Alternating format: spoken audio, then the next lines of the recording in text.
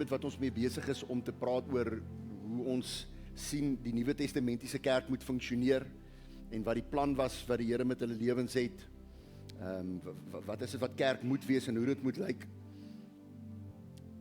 Dink ek die belangrikste ding wat ons baie keer mis van wat met ons daar gebeur het, is die absolute identiteitsverandering wat in ons lewens plaasgevind het.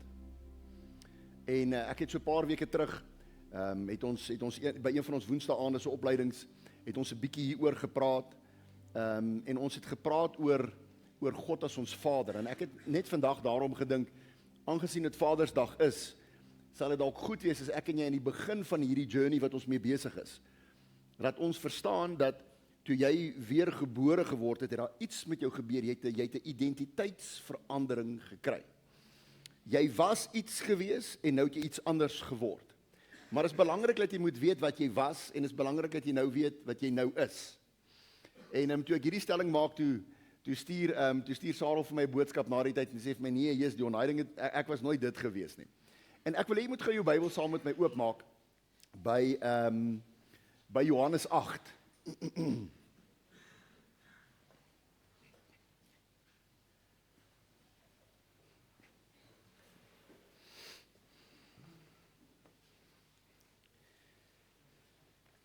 En dit is nou Jesus wat hier praat met 'n klomp fariseërs.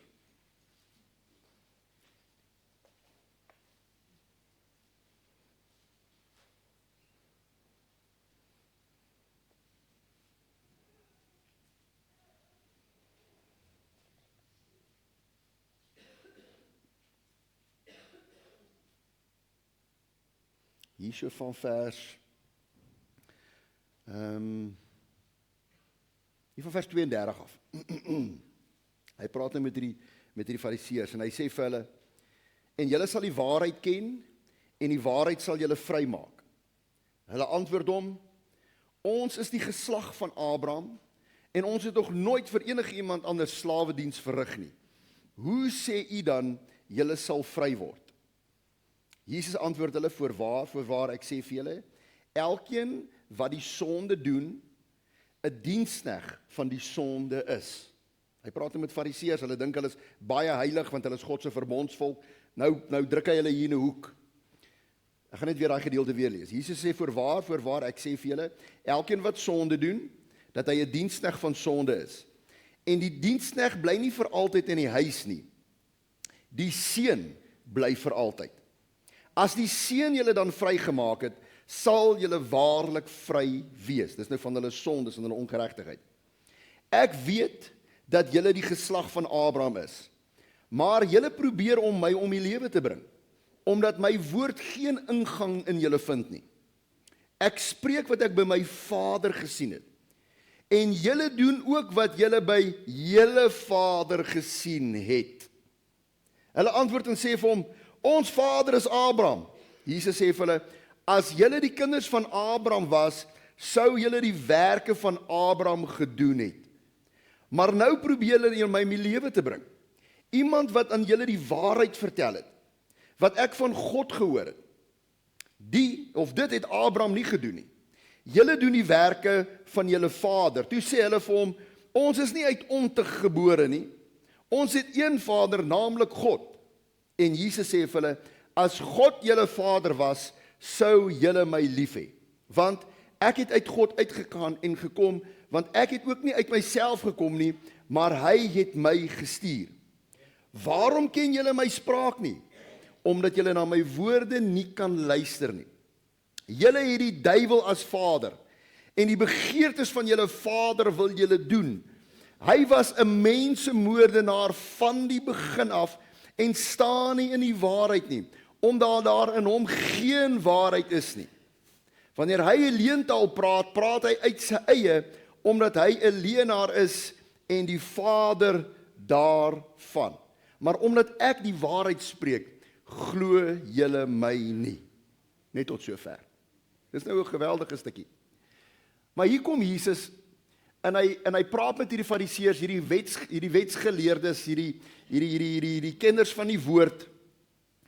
En hy sê vir hulle, julle is maar nog eintlik almal vasgevang in julle sondes. Julle gaan almal in julle sonde sterf. En hierdie ouens freak totally uit. Want hoe durf hy dit vir hulle sê? Hulle is hierdie geregtige mense.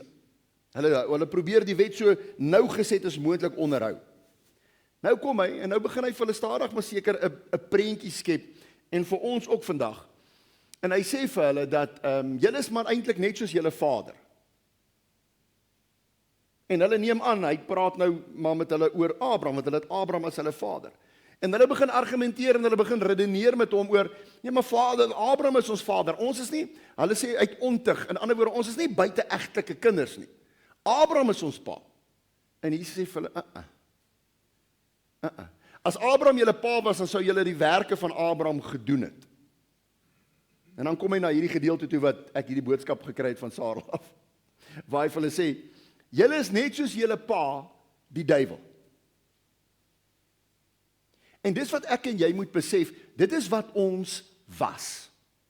Toe jy nog nie wedergebore was nie, was jy kind van die duiwel. Hoekom? Want Jesus sê vir hulle, julle doen die werke van julle vader. Hy's 'n leenaar en hy's 'n mensemoordenaar. En dis waar ek en jy was.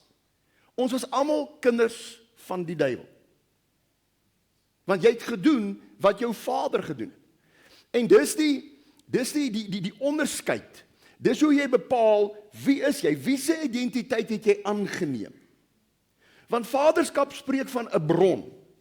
En daai bron, iets vloei uit daai bron uit. En daai wat uit dit uitkom, die Bybel beskryf dit as saad. Hy sê dat uit daai vader het daar saad uitgekom. Hy sê daai saad is nou binne in ons. Maar die werke, die vrug in jou lewe gaan wys, wie se saad is in jou? Is dit die saad van die duiwel, want dan gaan jy sy werke doen? Of is dit die saad van God, die Vader, want dan gaan jy sy werke begin om te doen? En dis hoekom dit belangrik is dat jy moet kan weet wat jy was en wat jy nou is. Want die duiwel gaan altyd probeer om ons te bly confused. Sê so 'n bietjie confused. Hy gaan altyd sy bes probeer om jou te verwar, om jou de mekaar te maak oor wie is jy nou eintlik? En ons sien dit vandag. Ek maak baie melding daarvan. Ons sien dit vandag in ons alledaagse lewe, is jy sien hoe dat in die sekulêre wêreld om ons, hoe dat hulle miljoene, biljoene dollars spandeer om 'n boodskap uit te kry deur multimedia, sosiale media, deur die nuus, deur ons movies wat ons na kyk, na die musiek wat ons luister, is hulle besig om te propageer dat ek en jy verward moet wees oor wat ons identiteit as mens is, in terme van man of vrou. Die wêreld is so besig om hierdie goeders in te bring en om te normaliseer dat jy kan wees wat jy kies om te wees. So as hulle ons op daai vlak kan verwar, dan gaan ons baie verward wees oor wie is die bron van ons lewe? Wie is die bron van dit wat ons glo? Van dit wat ons oortuig van is? Want dit wat jy van oortuig is, daai een wat jy aanbid, daai een wat jy gehoorsaam, jy gaan daai ene se werke gaan jy demonstreer.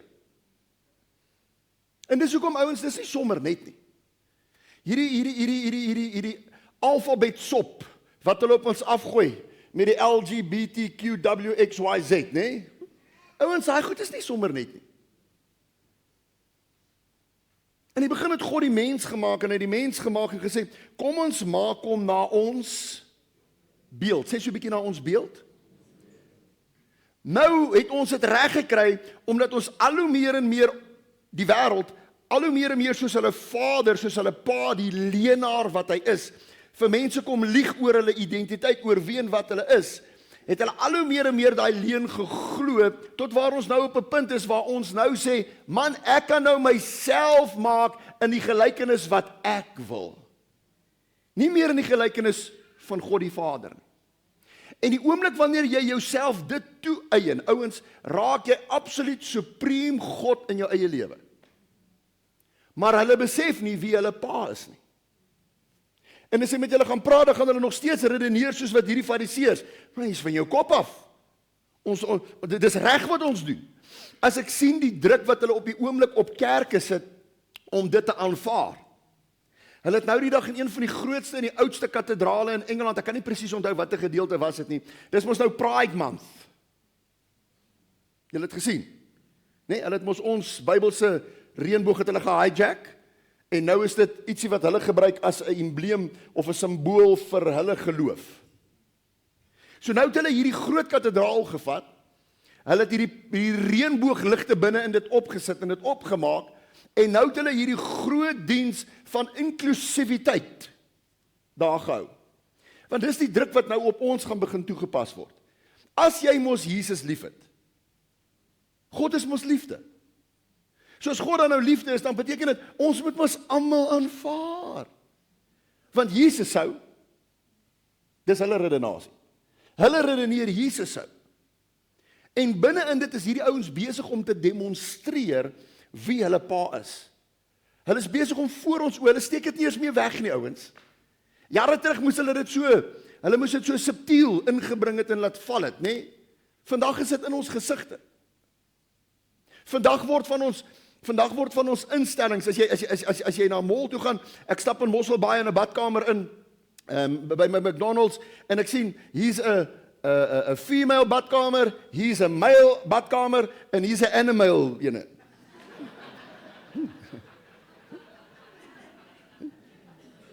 Is een van daai, hulle noem dit 'n non-binary. Hulle noem dit 'n gender-neutral badkamer. Ekskuus, ek het nou nie eers bedoel om oor dit te praat nie, dit het nou sommer net so ingeglip.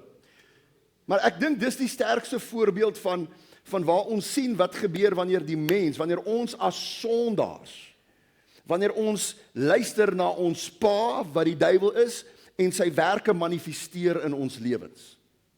Wat Jesus nou kom en vir ons kom demonstreer is, maar ek wil vir julle kom wys wie julle eintlike pa is. Ek wil vir julle kom wys uit wie uit is julle eintlik regtig gebore. Ek wil vir julle kom wys dat julle was weggerokkel gewees met 'n leuen, want hy was 'n leenaar van die begin af. Hy het in die tuin net al begin lieg. En julle het geluister na daai leuen. Romeine 6 sê dat die een vir wie jy luister of wat jy na luister, jy word die slaaf van daai een. Ons het geluister na die vyand en ons het slawe geword van hom. Nou omdat ons sy kinders is en omdat God deur sy groot liefde en sy groot genade so graag ons wil terug hê, is die enigste manier hoe hy ons kon terugkry van daar af om weer sy kinders te word, is daar moes 'n prys betaal word. Die mooi woord vir dit is 'n losprys. Sê so 'n bietjie losprys. 'n Losprys. Dis min of meer dieselfde in 'n baie makliker verstaanbare manier. Is as jy 'n boete gekry het, verkeersoortreding, dan gee hulle vir jou 'n opsie om na een van daai kantore toe te gaan en dan kan jy wat daar gaan doen? Jy kan 'n vertoog gaan rig, nê. As jy vertoog gerig, dan kan jy gewoonlik dan sê hulle vir okay, hier is jou losprys. As jy hierdie ding betaal, as jy die boete betaal, dan gaan ons jou nie arresteer en jou toesluit nie. En dis presies wat met ons gebeur het. Maar daai bloed of daai prys was die bloed van Christus gewees. En almal van julle ken dit. Ons ken daai storie. Maar ek dink nie ons verstaan altyd wat is dit wat dit beteken as hy sê hy het ons vrygekoop, hy het ons losgekoop nie. Ek dink nie ons verstaan wat dit beteken as hy sê dat ek en jy nou as ons daai prys aangeneem het, wat het regtig met jou en met my gebeur nie. Bly gaan na Johannes 1 vers 12 toe.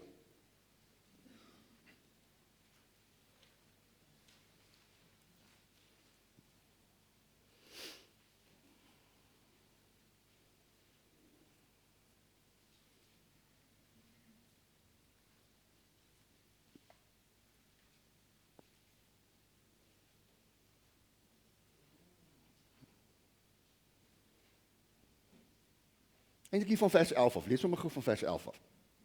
Hy sê hy het na sy eiendom toe gekom en sy eie mense het hom nie aangeneem nie. Daar hoor julle, ons is eintlik sy eiendom.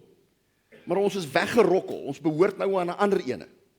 Hy sê, maar hulle het hom nie aangeneem nie, vers 12, maar almal wat hom aangeneem het, aan hulle het hy die mag gegee om kinders van God te word, aan hulle wat in sy naam glo. Wat nie uit bloed of uit die wil van die vlees, of uit die wil van 'n man nie, maar uit God gebore is. Soos jy hierdie woord hoor, dat Jesus Christus is gestuur, hy is die losprys wat ek en jy moet aanvaar, as ons dit glo en ons reageer daarop, dan gebeur daar weer 'n identiteitsverandering. Daai woordjie mag, sien jy daar, dit staan in jou Bybel, hy het jou mag gegee, dis 'n regsterm. In ander woorde, daar is 'n bepaalde gesag en 'n autoriteit aan dit gekoppel, wat jou die vermoë gee om 'n claim te maak. Wat is 'n mooi Afrikaanse woord vir claim? Aanspraak. Wat jou die vermoë gee om aanspraak te maak op iets. In ander woorde, dit is joune. Jy mag dit kry. Dit mag gebeur. Dis soos wanneer jy inloop by die gym en jy het jou kaartjie. Dis soos wanneer jy by Shoprite koop en hulle vra vir jou het jy jou shopperskaartjie. Dis soos wanneer jy jou identiteitsdokument het. Dis alles goeders wat jou sekere regte en sekere mag gee. Nou sê Jesus hierso, dat as julle in my glo en julle neem my aan, hy sê dan kry julle die mag om terug te gaan, om herstel te word in julle aanvanklike posisie toe julle God se kinders in die tuin was. Dis nou wat met julle gebeur. Nou word jy mag jouself nou kind van God noem. En nou is en dis nou hier waar dit intriguing raak. Want die vraag was aan hierdie kant, hoe het iemand geweet jy's 'n kind van die duiwel? Deur jou werke, sê so 'n bietjie jou werke, jou gedrag, nê? Hoe jy opgetree het, hoe jy gepraat het, hoe jy gedink het, hoe jy geredeneer het, daai vrug het gewys jy's die kind van hom hierdie kant. Dan sê hy nou, as jy nou kind van God is, hoe gaan mense weet dat jy nou kind van God is? Jou werke. Dieselfde wat daar geïdentifiseer het, is wat dit hier identifiseer. En dis hoekom dit belangrik is dat ek en jy moet verstaan dat nou dat ek kind van God is, nou gaan ek begin optree soos wat kind van God optree. Het julle dit geweet? Kyk gou wat sê, ek dink is, ek nou vinnig dink, Galasiërs 5 of Efesiërs 5.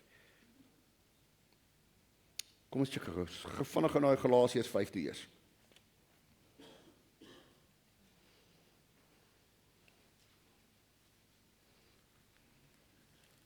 Ek dink dit gaan Efesiërs 5 wees.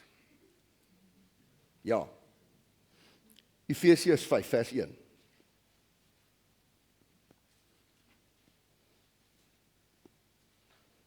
Hy sê, wees dan navolgers van God soos geliefde kinders. Wees navolgers van God soos? Hoekom sal hy sê, wees navolgers van God soos geliefde kinders? Want kinders mimiek hulle ouers. Wie van julle het al ooit iemand ontmoet?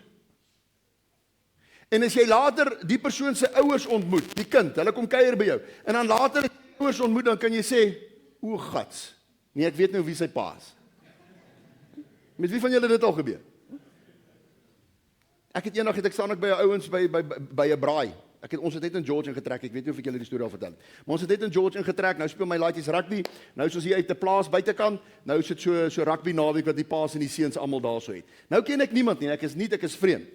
Die week voor dit, toe het hulle by die skole operette gehad, hierdie opvoerings, wat noem hulle dit vandag? Revue. Nou het hulle die revue gehad. En nou sê, obviously klomp van die skoolouers was nou almal daar gewees, nou staan ons hier om die vuur. Nou staan en kuier ons en ons braai en ons lag en ons gesels.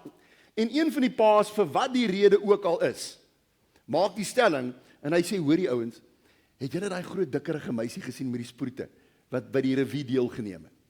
En nou begin almal lag, hakaka, want blykbaar het hierdie gesiggie, of hierdie karaktertjie het nou uitgestaan, hè? Nou lag almal en gesels en spotter, julle weet hoe's mense, hè? O ja, nou nie julle nie, ja. Nou staan hulle en maak grappe en hulle lag daaroor. En ek dog, Jessie, kyk, ek is nou nie, so ek wil nou 'n indruk maak, nê, en ek los en hulle klaar gelag en na so rukkie sê ek sê, hoorie Tertius, dis my meisiekind gewees daai.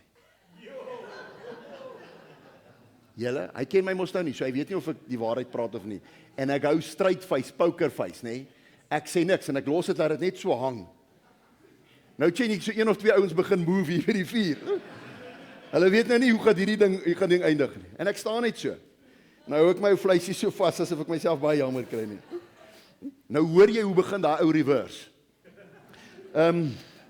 Sjoe, jy's nou kan ek check hy torholla binnekant. Hoe gaan hy nou uit hierdie ding uitkom? Yes, Dion, skus man, dis nou nie eintlik wat ek bedoel het nie, nee. En toe ek check hierdie ou is besig om nou in dit te versyp. Toe sê ek, nee man, ek joke net, dis nie maar regtig my kind nie. Hy verligting, nee. Kinders mimiek hulle ouers. Kind se gedrag gaan vir jou baie goeie indikasie gee van wie sy ma en sy pa is. En daai blootstelling aan daai gedrag is so kragtig dat daai gewoontes wat die kind by sy ouer aanleer ons volg tot in ons volwasse lewe in. Jy sal nou nog. Jou vrou is nogal gewoonlik 'n baie skerp onderskeider van daai manne. Jou vrou sal baie maklik vir jou sê, luisterie, jy moet nie met my praat soos wat jou pa met jou ma gepraat het nie. Het jy al daai ene gehoor, nê? Ja, nee, verragtig. Nee, jy's jou pa se kind, nê? Man, jy dink net soos hy, jy redeneer net soos hy. Nico, het jy dit al ooit gehoor? Hulle roer ons met hierdie goed. Hoekom? Want jy was so aan dit blootgestel. Goed of sleg? Gewoonlik wys hulle net altyd die slegte goeders vir ons uit, né? En wat ek by jou wil los vandag is kerk, ek en jy moet besef as 'n Nuwe Testamentiese kerk, en dit is wat ons by die eerste gemeente gesien het, is dat hulle hierdie gedrag van hulle hemelse Vader, hierdie nuwe identiteit wat hulle gekry het, hulle het begin om hom te imiteer, hulle het navolgers geword van God. Nie van mense se lering en mense se opinies nie. En dis ongelukkig wat ons in die kerk deur die jare met mense gedoen het. Ons het hulle in bokse gedruk en vir hulle gesê, dis hoe die kerk sê hoe jy moet lyk en hoe jy moet funksioneer. En baie min mense het ooit regtig gaan leer wie hulle pa is. Hulle het nooit geleer om in 'n diep verhouding met hom te staan. So nou weet ons nie regtig wie is ons pa nie. So as ek nie regtig weet wie my pa is nie, hoe gaan ek my gedra? So toe jy hom aangeneem het en hy het jou pa geword, het daar iets unieks met jou gebeur, wat ons help. En ek wil jy moet gou hierdie gedeelte saam met my lees. Dit is in Efesiërs 3, vers... Nee, skus julle ouens, skus, Galasiërs. Ek het hierdie twee so 'n bietjie die mekaar volg.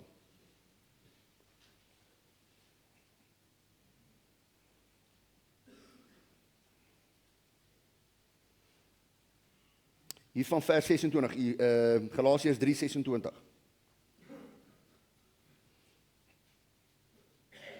Hy sê, want julle is almal kinders van God, deur die geloof in Christus Jesus. Dit het ons in Johannes 1 vers 12 gelees. Want julle almal wat in Christus gedoop is, het julle met Christus beklee. Daar is nie meer Jood of Griek nie, daar is nie meer slaaf of vryman nie, daar is nie meer 'n man of 'n vrou nie, want julle is almal een in Christus Jesus. As julle aan Christus behoort, dan is julle die nageslag van Abraham en volgens die belofte erfgename. Maar ek sê, hoofstuk 4, solank as die erfgenaam 'n kind is, verskil hy niks van 'n diensknegt nie, al is hy heer van alles. Maar hy staan onder voogte en hy moet bestuur word, soos in die tye van tevore. Vers 3, so was ons ook, toe ons kinders was, in diensbaarheid onder die eerste beginsels van hierdie wêreld. Ons was hierdie wêreld se tegte gewees. Maar toe die volheid van tyd gekom het, het God sy seun uitgestuur, gebore uit 'n vrou, gebore onder die wet, om die wat onder die wet was los te koop, sodat ons aanneming tot kinders kan ontvang. So ek en jy, ons het nou sy kinders ontvang, is nou sy kinders. Hy sê die volgende, hy sê vers 6, en omdat julle kinders is, het God die gees van sy seun in julle harte uitgestuur, en hy roep, Abba, Vader. So toe ek en jy nou kind van God geword het, toe ons hom aangeneem het, toe het hy sy gees oor ons uitgestort, Handelinge 2, daai dag toe die Pinkster aangebreek het. Daai mense het die gees van God ontvang, en dis die gees van sy seun wat nou binne in ons is. So as Jesus God se seun is, en ons het dieselfde gees as sy seun, dan is Jesus mos ons broer. So as Jesus ons broer is, en hy is die seun van God, wat maak dit ons? Seuns en dogters van God. So nou is ons sy kinders. Maar nou het ons dieselfde gees binne in ons, en daai gees roep uit, Abba Vader. Abba Vader. Wie van julle weet wat beteken daai woord Abba? Abba is die ou Arameese taal. Die Jode daai tyd het hulle Aramees gepraat. Dis amper 'n tipe van 'n Vanagalop.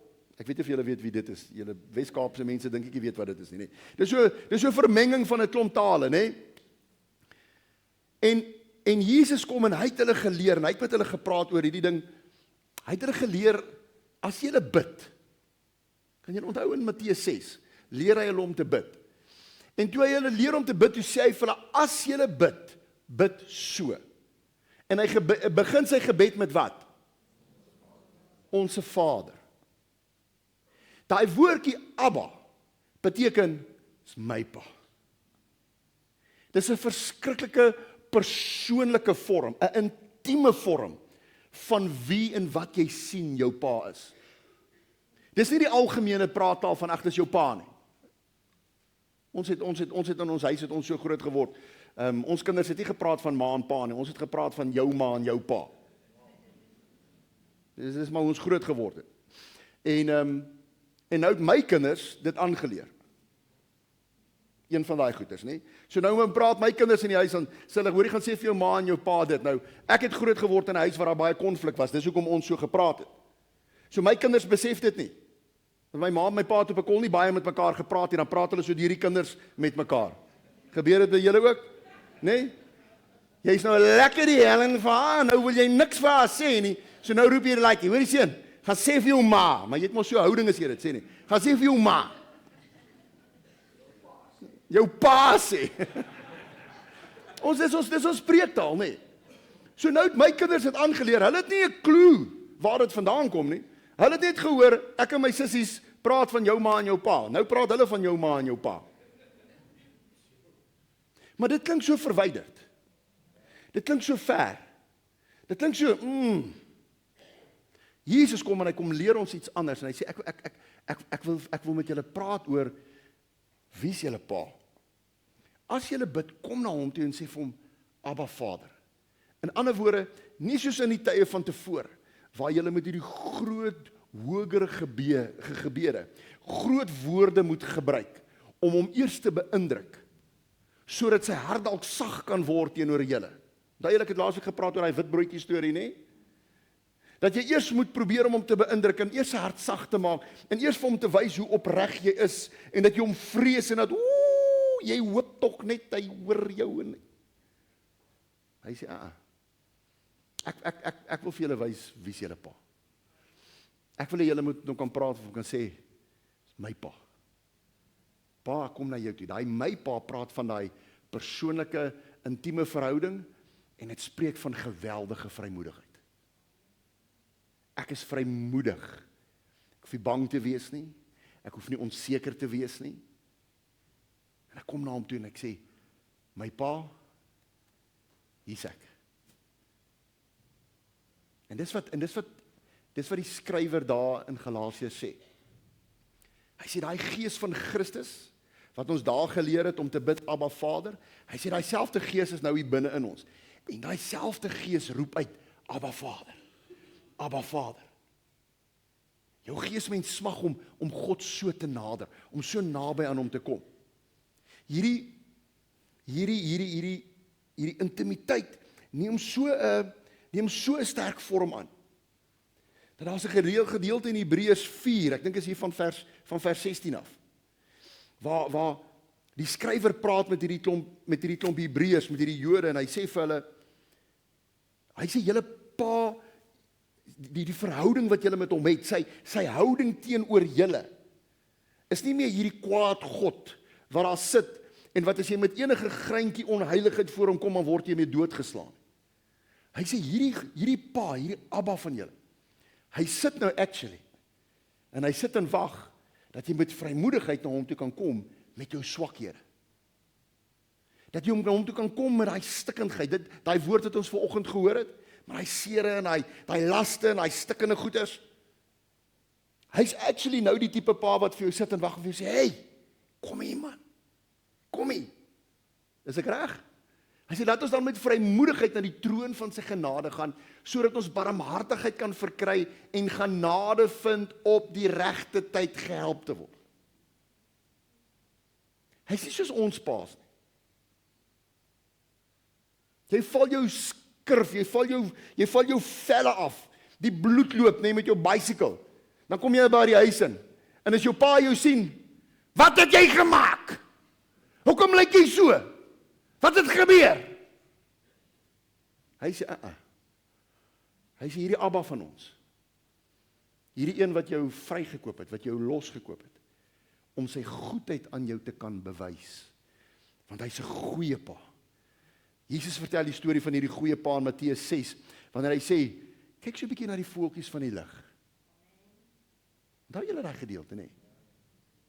Hy sê, is julle nie baie meer werd vir julle pa as die voeltjies in die lug nie? Kyk hoe sorg hy vir hulle. Hy sê, sien julle hierdie lelies hier in die veld? Hy sê, Salomo in al sy heerlikheid is nie naaste by so mooi geklee soos hulle nie. Hy sê, hierdie lelies wat vandag hier is, môre, hierdie gras van die veld, dan is hulle in die oond. Hy sê, het julle nie baie meer waarde vir jou pa as daai nie, en tog sorg hy vir hulle? Hy's gedurig besig om vir ons 'n prentjie te skep van wie Abba is. Hierdie pa wat vir ons diep en intiem omgee. Nie die pa wat daar staan met 'n sweep en met 'n sambok en met hierdie bulderende stem vir wie ek jy met vrees en bewering tog net te bang is as ons aangejaag of droog gemaak het of sukkel met iets, dat ons tog net nie hoop ons word uitgevang, of as ons uitgevang word, dat hy ons tog gaan afskryf nie. En dat hy ons gaan veroordeel. Hy sê, ek wil vir julle wys hier's Abba. My pa. Hy sê, daai gees van Christus binne in ons roep uit, Pa. My pa. Ek wil soos jy wees. Kom leer my. Ek wil by jou kom sit op jou skoot, nê? Daar waar ek aangejaag het en droog gemaak het, en ek wil hoor, hy sê vir my, dis okay. Dis okay. En terwyl hy daai mercurochrome so op die watte sit, wie van julle kan onthou hoe daai gevoel het op 'n lekker rou seer, nê? Nee. Hy vat hy mercurochrome en hy smeer hom so, en terwyl hy hom smeer, dan sal hy vir jou sê, my skat, het jy nou ietsie geleer? Het jy nou gesien as jy volspoed by die aftrane jaag, en jy probeer jou voet gebruik as 'n briek op die voorwiel, sien jy my skat, dit eindig nie wel nie. Sien jy wat gebeur met jou? En my bokke, jy gaan jouself seermaak. Jy gaan jouself skade maak. Dit breek pa se hart. Sê lekker as ek sien jy kom hier ingehardloop en ek sien die bloed loop van jou knieë af nie. Dis Abba. Dis Abba. En dis wat ek en jy moet hoor, dis daai identiteitsverandering wat in ons lewens plaasgevind het. En dit is wat ons as Nuwe Testamentiese kerk, wat ons nou moet begin aangryp. En wanneer daai gees hier binne in jou skree Abba, dan is dit om sy naam groot te maak. Daai Abba is amper soos 'n kind. Waar is daai kleintjie van Zelda hulle? Slaap hy nou? Hy's by een of ander voetvrou hier in die kerk. Dis so 'n klomp van hulle wat hom groot maak, nê? Nee. Lisa, kom gou hier my skat. Kom gou. Ag Enzo, kom. Kom. Julle het dit nou nie gesien nie. Maar terwyl hy hier afgehardloop kom, toe hy hierso kom, het julle gesien wat doen hy met sy arms? Hoekom het hy sy arms opgetel? Ek is nou nie sy pa nie. Ek dink ek sou 'n verkeerde keuse gewees het nie, maar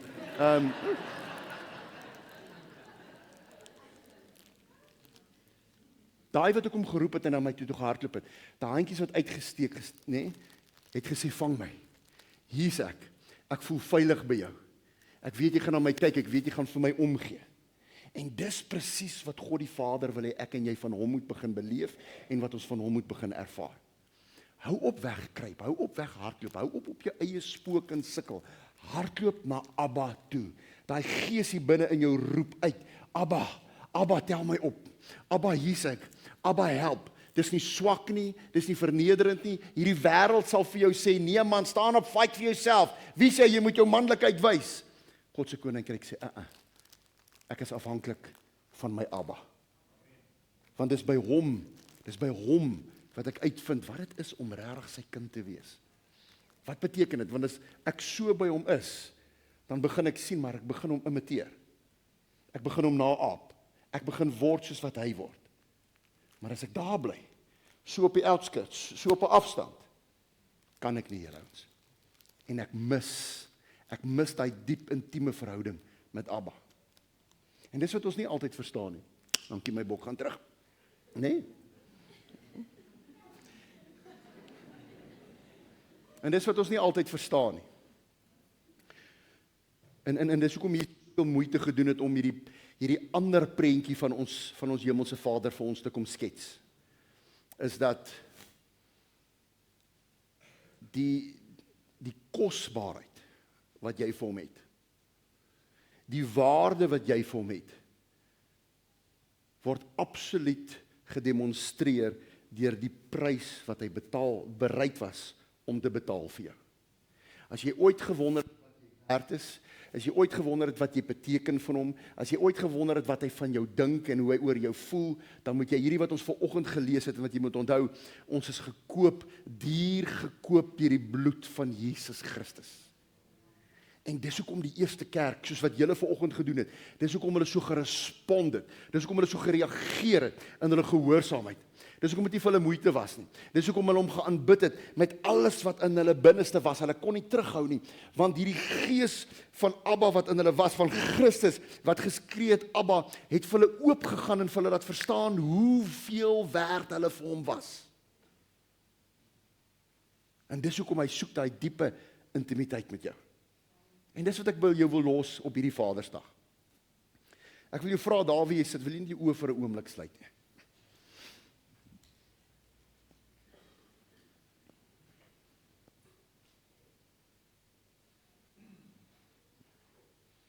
Ek wil net hoor hoe dat die Gees, die Heilige Gees wat in jou is, vanoggend uitroep na jou Abba toe. My Pa. Dis my Pa, ja. Hy's myne. Hy gee verskriklik baie om vir my. Hy het my losgekoop, hy het my vrygekoop.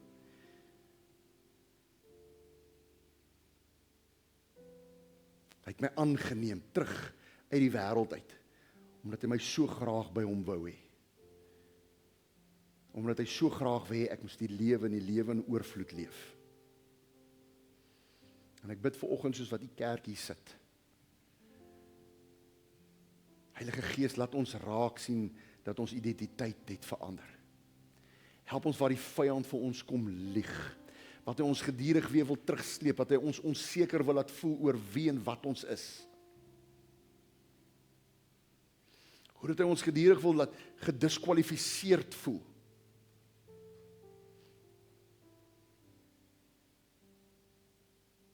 Maak hierdie waarheid vir ons vas.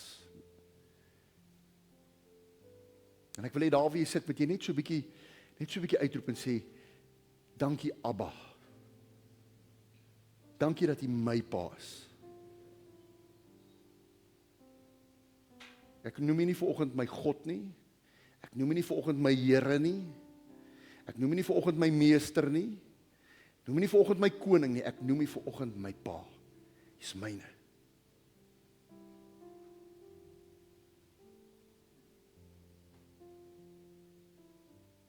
En waarvan ons hier sit, Here, waar ons wonde het as gevolg van aardse paas. Aardse paas wat ons teleurgestel het.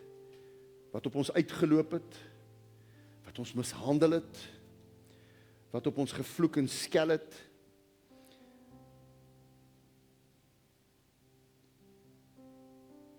Ek bid Heilige Gees dat U vanoggend kom en dat U daai wonde kom gesond maak. Want dis daai seer wat die vyand wil hê dat ons nie ons hemelse Vader moet sien as 'n goeie God nie. Hierdie hemelse Vader wat vir ons goeie gawes wil gee nie. En ek bid Heilige Gees, doen daai werk vir ons. En miskien sit jy hier vanoggend en dis vir jou taaf. Jy het miskien dalk nog nie gedeel met die issues wat jy dalk met jou aardse vader gehad het nie. Die teleurstellings. daar waar jy te nagekom het nie. En ek voel nie die Heilige Gees wil ons soontoe lei gou vinnig. En miskien het die Here hierdie afspraak met jou gemaak en hierdie voetstappe van jou gerig om hier te wees vanoggend sodat jy moet hoor dat hy jou vandag wil losmaak van daai sielsverbintenis wat jy met jou aardse pa het. Daai seer wat jy nog uittrek soos 'n naalstring wat jou voed, daai teleurstelling, dit voed jou nog steeds. Die Here sê hy wil jou vrymaak en hy wil jou losmaak van dit.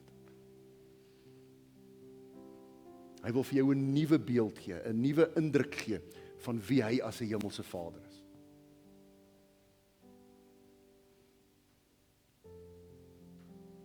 En dit begin ouens by deur om te kan vergewe.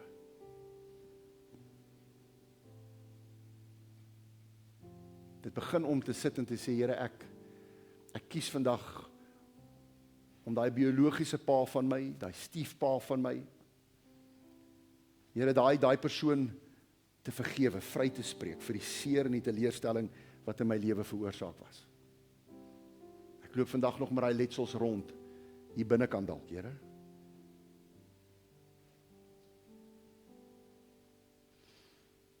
Here, help my om raak te sien dat dit 'n stikkende mense wat my kom stikkend maak het. En vergifnis weet ons is een ding en dit is 'n proses. Dis 'n proses, Here, om gesond te word, maar ek wil vandag begin om te sê, Here, ek wil kan vergewe. En miskien leef jou pa nie eers meer nie. Maar jy sit vandag en jy hou nog steeds 'n grudge, jy hou dit teen hom. Daai hou vas, ouens, breek dit in die naam van Jesus. Daar waar jy sit, sê Here, ek kies om vandag te vergewe. Ek wil nie luister na my oupa, die vader van die leuen nie. Ek wil nie luister na hom wat vir my sê dat ek het reg om kwaad te bly nie. Dis vir vryheid, het Jesus vir mense gesê, dis vir vryheid dat ek jou kom vrymaak. In die naam van Jesus. Ons vergewe, ons spreek vry, Here. Miskien leef jou pa dalk nog. En jy loop met daai grudge rond en jy het lanklaas met hom gepraat. Jy wil nie hom bel nie, jy wil nie by hom gaan kuier nie. Jy is nikkerig, en met reg dalk. Hy dalk het julle by julle uitgeloop as kinders, hy het jou dalk teleurgestel met besigheidstransaksies, hy het jou te nagekom, jy was nooit goed genoeg vir hom gewees nie, jy was nie die regte kind wat hy wou gehad het nie.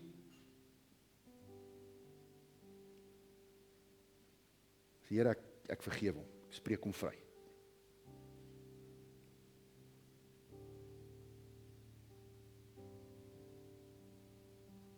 Miskien is jou pa lankal besig om te probeer uitreik na jou toe, maar jou kwaad en jou seer, dit hou daai buffer daar. Miskien sal dit goed wees as jy dalk net 'n oproep maak en sê, pa, ek vergewe jou. Ek spreek jou vry. En dit wil ek ook vir jou sê, jy moet ook wysheid hê met vergifnis. Partykeer is dit belangrik dat ons mense wat ons aanhou seermaak en ons bly seermaak, is partykeer goed dat jy daai mense op 'n afstand hou, so jy kan vryspreek en kan vergewe, maar partykeer kan jy nie daai mense terugraat in jou lewe nie. So vra Heilige Gees, geef my die wysheid dat ek kan weet. Help my om heininge op te sit, sodat ek dit wat goed is binne kan hou en dit wat sleg is buite kan hou, Here. Maar daai kwaad wil ek ontslaaf van raak, Here. Daai bitterheid, daai seer. In Jesus naam. So ons sê net vir U dankie, Abba Vader. Dankie dat U met ons praat, dankie dat U vir ons omgee. En dankie dat ons identiteit in U vir ons vertroue op U plaas. Ons is nie meer op ons vertroue op ons aardse vaders, ons aardse mense wat ons sekuriteit moet gee en by wie ons aanvaarding moet kry nie. Die feit dat U ons aanvaar soos ons is vir ons goed genoeg. Amen. Die feit dat U my liefhet, is vir my goed genoeg. Dankie Here dat U my lief genoeg gehad het, dat U seun vir my gestuur het om my terug te koop. Maar dankie Here dat U my ook lief genoeg het om my nie te los dat ek bly soos wat ek was nie. In Jesus naam bid ons dit, my koning.